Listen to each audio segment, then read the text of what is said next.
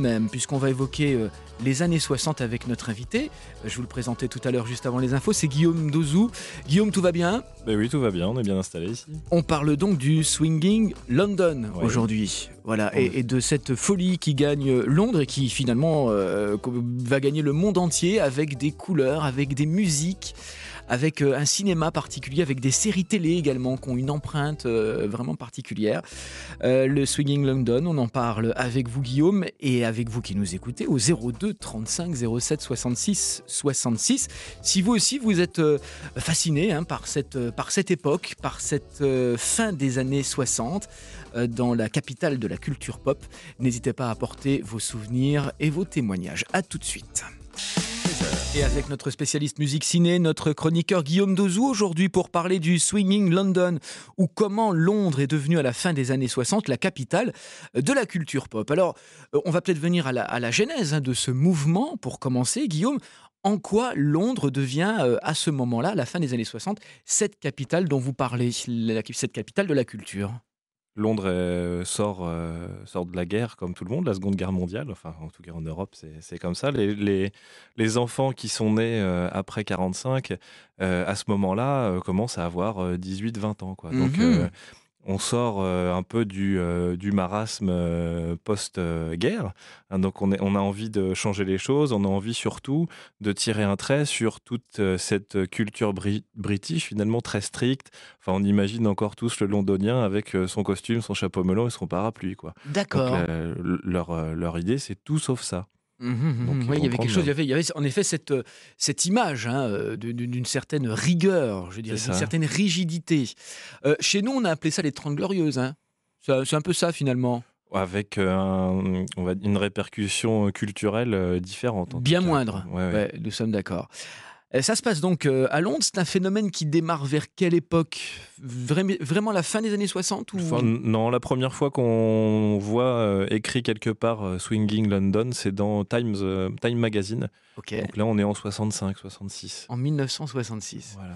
Est-ce que c'est un mouvement qui va avoir une véritable adhésion de la part du grand public ou est-ce qu'il va devoir essuyer bien des critiques de la part justement des fameux conservateurs dont on parlait tout à l'heure ?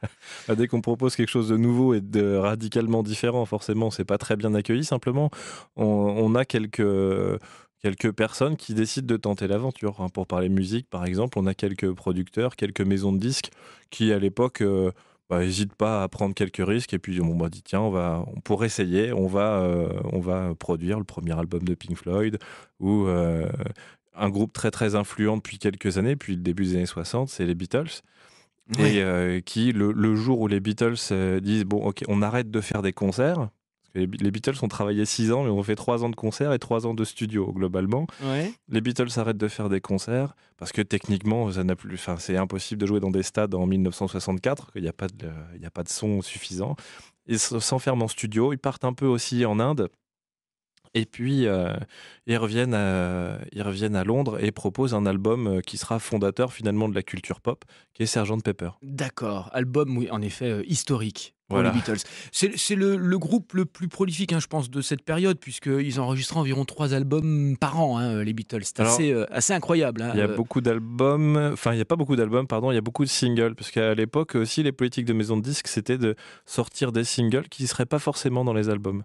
Donc des choses, des titres très connus comme Strawberry Fields par exemple, n'étaient pas destinés à être sur un album initialement. Mais à être gravés sur un simple. Voilà. Alors nous avons les Beatles, d'accord. On a les Stones également, qu'on écoutera tout à l'heure. Oui. Alors eux sont plus méchants, moins sages. Comment ça se passe ? Quelle est la différence fondamentale ? Quelle est la différence dans l'univers, je dirais, entre les Stones et les Beatles ? Alors je sais qu'il y a des centaines et des centaines d'analyses qui existent sur le sujet, mais quelle est la vôtre, mon cher Guillaume ? La différence, c'est peut-être dans le propos, parce que les Beatles ont plus un abord joyeux de la musique, et c'est souvent assez festif, assez enlevé, finalement, ce que proposent les Beatles. Les Stones vont être un peu plus rock, finalement, un peu plus dur. Et il y a des chansons sur la guerre, des choses assez violentes qu'on retrouve pas chez les Beatles. Mais toujours pour revenir à Sgt Pepper, les Stones proposent leur version finalement de Sgt Pepper avec une pochette quasiment identique. Et on retrouvera la même chose aux États-Unis avec Frank Zappa qui propose aussi une pochette pratiquement identique à Sgt Pepper. Ah bon ? Oui. Donc on a vraiment 3 albums qui sortent à 18 mois d'écart avec 3 pochettes pratiquement identiques, Sgt Pepper. Donc et les Stones, c'est Their Satanic Majesty's Request, avec une pochette en 3D quand même, dans 67. Ah ouais. Et puis Zappa qui propose We Are Only In It For The Money. Donc clairement, qui lui met les Beatles en face de leur ambition présumée. Nous ne sommes ici que pour l'argent. Alors, autre groupe qui symbolise vraiment cette période, c'est les Floyd les Pink Floyd qui démarrent leur carrière dès 1964. C'est ça. Ils se retrouvent dans le même studio que les Beatles, donc chez EMI. Et Pink Floyd, un groupe d'étudiants en architecture qui, passionnés de musique, décident de faire quelque chose dans cet esprit pop et donc Swinging London. 1965, les Pink Floyd, ça donne ça. On va écouter quelques notes. Voilà pour ce titre des Floyd, c'est Bike, c'est ça, 1965. On peut la résumer comment, cette période-là des Floyd, cette première période ? C'est le début de Pink Floyd. David Gilmour n'est pas encore arrivé, et donc c'est le chanteur là qu'on entend, Syd Barrett, qui compose tout ça. Pink Floyd est un groupe qui fabrique plutôt des petites chansons avec des sons très étranges, on les entend derrière tout à l'heure, mais c'est plutôt un groupe pop qui va tendre vers un mouvement qui s'appelle le psychédélique. Vers le psyché. Voilà. En effet, ça va devenir le groupe de référence de ce courant musical, je dirais. Oui. Là, au moins pendant 6 ans, on va avoir un Pink Floyd très ancré avec des chansons de ce type-là. Ensuite, ils évolueront vers des chansons beaucoup plus longues avec des grands solos de guitare, ce qui n'est pas encore le cas. Ouais. Vos souvenirs au 02 35 07 66 66, vos anecdotes également, vos commentaires. Alain, par exemple, qui nous rejoint au standard. Bonjour Alain. Oui, bonjour. Alors, première chose, je voudrais vous remercier de consacrer une émission à cette grande période de ma vie, puisque moi, j'avais 16 ans à l'époque de l'arrivée des Stones et des Beatles. Ouais, d'accord. Et je voudrais faire un petit rectificatif, si vous me le permettez, par rapport à ce que vient de dire votre invité concernant les Stones. Guillaume, d'accord. Les Stones étaient plus rock, mais ils étaient aussi beaucoup plus blues. C'est vrai, avec la guitare de Keith Richards, en effet. Voilà, exactement. Et puis, ils prenaient aussi leurs racines au niveau d'Américains comme John Lee Hooker, comme Muddy Waters, des gens comme ça qui étaient quand même très des Noirs américains qui faisaient un blues assez dépouillé. Mm-hmm. Bon, ça, alors évidemment, ils ont un peu transformé en rock certains morceaux.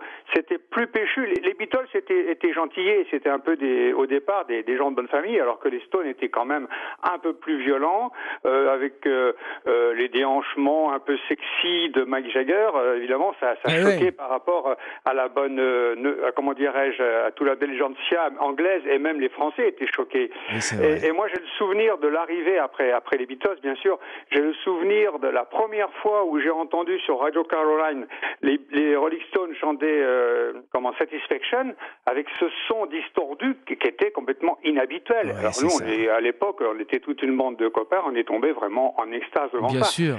Voilà. Et alors, je voudrais dire aussi qu'il y avait des groupes qui n'ont pas eu la notoriété des Stones ou des Beatles, mais qui ont fait un excellent travail et dont le chanteur continue à faire un excellent travail, c'est les Animals.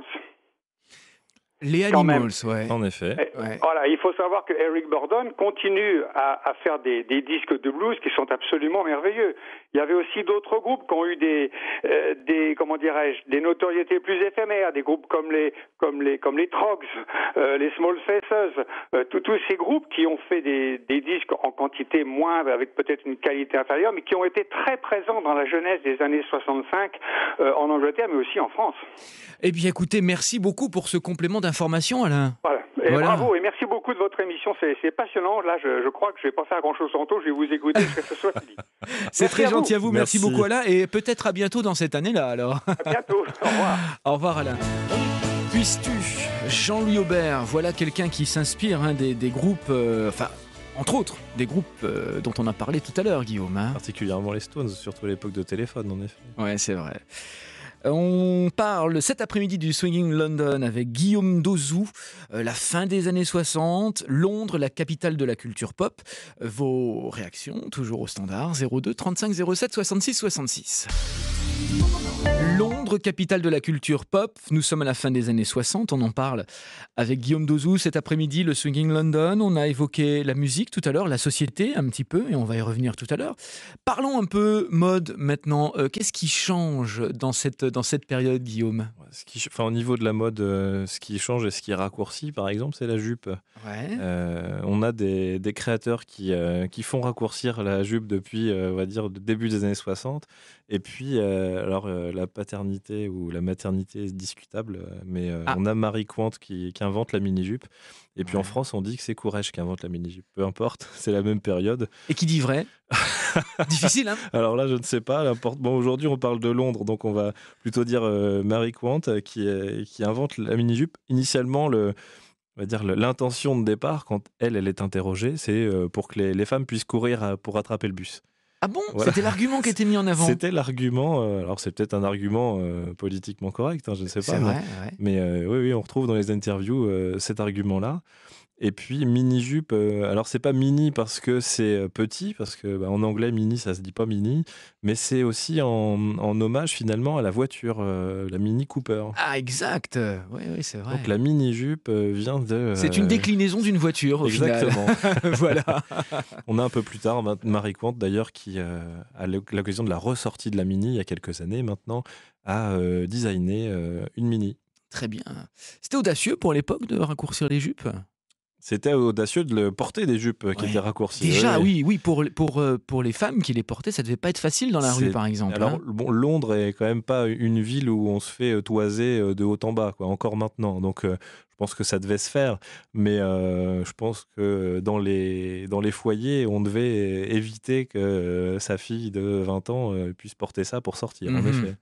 Et puis on utilise également des combinaisons de couleurs beaucoup plus excentriques durant cette période. Voilà, c'est ça. On peut avoir des grands manteaux avec des poils. On peut avoir des couleurs, des grandes fleurs. On commence à voir apparaître aussi l'espèce de grandes fleurs qui fleuriront, c'est le cas de le dire, dans les années 70 et après avec les hippies. Le mouvement hippie. Et puis, on a une petite rue à Londres, pour ceux qui connaissent, une petite rue piétonne qui s'appelle Carnaby Street, qui est toujours la rue de la mode à Londres, et dans laquelle on peut se promener et voir encore des magasins qui vendent des fringues de cette époque-là. Ok, et on est nombreux d'ailleurs à y aller en période de solde, hein. Ça marche toujours. Ah oui, je pense que ça, oui, c'est toujours quelque chose qui revient. On a comme ça des personnages féminins qui symbolisent ces années-là à travers la mode, justement les couleurs. On parlait tout à l'heure hors antenne de Marianne Faithfull, par exemple. Oui, bien sûr, pour faire toujours le parallèle avec les Stones, mais on va écouter dans quelques secondes. Oui, paraît-il. On a des femmes comme ça qui vont porter la mode et qui vont la représenter. Donc Marianne Faithfull en fait partie. On a un mannequin assez célèbre aussi qui est Twiggy, la brindille, qui c'est le premier mannequin androgyne, m'avez-vous dit. Voilà, c'est ça, cheveux très courts, une personne qui fait 1m80, 50 kg, et qui joue justement sur son apparence. Est-ce un homme, est-ce une femme ? On écoute les Stones, on en a parlé tout à l'heure. On a choisi Under My Thumb. C'est pas facile à prononcer. J'agis toujours avec ce mot-là sous mon pouce pour traduire. C'est un bon titre des Rolling Stones, celui-ci. C'est bien, c'est assez caractéristique du début de leur carrière en plus. Alors on l'écoute et on se retrouve juste après pour terminer cette première partie d'émission consacrée au Swinging London. N'hésitez pas à nous rejoindre si vous avez des souvenirs, des anecdotes autour de cette période, si vous aimez aller vous balader aujourd'hui encore à Londres. 02 35 07 66 66, on vous accueille avec grand bonheur. À tout de suite. Les Stones sur France Bleu Haute-Normandie dans cette émission, dans cette première partie d'émission consacrée au Swinging London. On a fait un test grandeur nature avec Guillaume Dozou. Peu concluant, je l'avoue. Et peu concluant, en fait, nous avons, pour tout vous expliquer, des collégiens qui sont là en visite dans les studios de France Bleu Haute-Normandie. On écoutait Guillaume et moi qui sommes très vieux, un bon morceau des Rolling Stones. On demande aux jeunes s'ils connaissent et là, pas du tout. Non, c'est un fiasco. Alors on leur a dit, vous allez découvrir ça dans 20 ans et vous allez trouver ça génial. C'est peut-être ça, oui. Alors, Guillaume, le Swinging London, pour terminer, on va évoquer un petit peu la télévision maintenant, avec une série emblématique de cette période, s'il en est, Chapeau melon et bottes de cuir. Oui, parce qu'on retrouve vraiment tous les thèmes qui ont fait la pop et donc le swinging London. La première chose très simple, c'est la différence entre John Steed, qui est lui vraiment l'archétype de l'anglais des années 60, homme d'affaires, voilà, très classe, et puis Emma Peel en face, qui, elle, va, pour le coup, suivre complètement la mode de Londres à cette époque-là, et qui, d'ailleurs, se fera fabriquer par des créateurs, pour chaque épisode, une tenue ou des tenues différentes. C'est vraiment une série particulière, hein, dans son écriture, dans la narration, dans le rythme. C'est quelque chose qu'on n'avait jamais vu auparavant. C'est assez ambitieux au niveau de la réalisation, et puis même si finalement ça reste une série d'espionnage ou une série policière, mais ça se regarde toujours avec beaucoup de plaisir, particulièrement les premières saisons qui sont en noir et blanc, mais qui laissent quand même transparaître cette époque de Londres si colorée. Ouais, et c'est diffusé d'ailleurs en ce moment sur Arte, hein, on les revoit tous. Emma Peel, Tara King et Purday. Quel est votre préféré, Guillaume ? Emma Peel, la première, oui, parce qu'on est vraiment à la source de la série. Donc l'intention des auteurs est vraiment ici, dans les premières saisons. Purday, c'est la dernière période, qui est un peu décriée par les spécialistes, par les fans. C'est vrai, oui, parce que je pense qu'on a aussi l'intégration d'un troisième membre dans la série, hein, puisque donc, ils sont 3 maintenant. Mais oui, il y a Gambit. Alors, Gambit, c'est plus chapeau melon et bottes de cuir, quoi. Il y a quelqu'un d'autre encore et qui n'est pas cité. Donc bon, on s'éloigne un peu, effectivement, de l'esprit d'origine. Le prisonnier ? Le prisonnier, oui, c'est à peu près la même période aussi, et ça se passe, alors pour ceux qui connaissent le générique par cœur, ça se passe vraiment à Londres et vraiment en 66. Et on retrouve aussi une opposition, alors qui est un peu plus masquée, puisque notre prisonnier qui est donc enfermé dans un petit village qu'il ne connaît pas va avoir face à lui des gens qui sont complètement différents, mais finalement ce sera lui qui sera tout seul face à tous ces gens-là qui sont peut-être prisonniers avec lui, peut-être pas, ça faut regarder la série, mais il y a toujours cette dualité entre le conformiste et l'anticonformiste. Je crois que c'est une série qu'on a essayé de relancer il y a quelques années. Il y a eu une nouvelle version, si je puis dire. Une tentative de nouvelle version. Et ça donnait quoi ? Ça a donné quelque chose qui est, à mon point de vue en tout cas, assez décevant, parce que le prisonnier est quand même très marqué par l'époque, avec une notion de gadgets un peu particuliers, des tentatives de manipulation qui maintenant ont un peu vieilli si on essaye de le refaire. Je pense que le regarder avec un peu de recul, les anciens épisodes en tout cas, c'est toujours un plaisir. Les Monty Python, quelques mots quand même sur les Monty Python. Et les Monty Python, qui en tout cas en tant que Monty Python, arrive à la fin des années 60. On a la première saison de Monty Python Flying Circus, donc la série sur la BBC, qui commence en 69 et qui donne finalement le coup d'envoi pour vraiment quelque chose d'encore plus déjanté. Eux prennent le pari d'être... ils sont très souvent en costard, quoi, finalement, cravate, et de faire n'importe quoi, de dire n'importe quoi. Un épisode des Monty Python, on peut s'attendre à tout, même par exemple d'avoir le générique du début au bout d'un quart d'heure d'émission, quoi. Ça les dérange pas. Tout est remis en cause avec les Monty Python. Et est-ce que ça a bien vieilli ? C'est-à-dire, est-ce que si on regarde aujourd'hui ce type de programme, les Monty Python, est-ce qu'on trouve pas ça un petit peu désuet, un petit peu, un petit côté vieillot ? Moi, ça me fait toujours beaucoup rire. En ce moment, d'ailleurs, je suis en train de revoir la deuxième saison. Y a une raison aussi à ça, c'est que l'humour des Monty Python est pas du tout basé sur des sujets d'actualité. C'est vraiment l'absurde dans toute sa splendeur. Ce sont les grands-parents des nuls, par exemple. Ce sont, oui, complètement. Les grands-parents des nuls, sans problème, ouais. Est-ce que tout cela, on a parlé musique, on a parlé mode, on a parlé télévision, est-ce que tout cela est arrivé en France dans de bonnes conditions ? Est-ce qu'il y a eu des répercussions dans notre façon de consommer de la culture chez nous en France ? À l'époque, il y a peu de ponts entre ce qui se passe à l'étranger et ce qui se passe en France. On arrive quand même, et notre auditeur le disait tout à l'heure, à travers des radios pirates comme Radio Caroline, donc des bateaux qui sont finalement situés en pleine mer dans les eaux internationales et qui diffusent donc la musique anglaise ou américaine chez les Français, entre autres.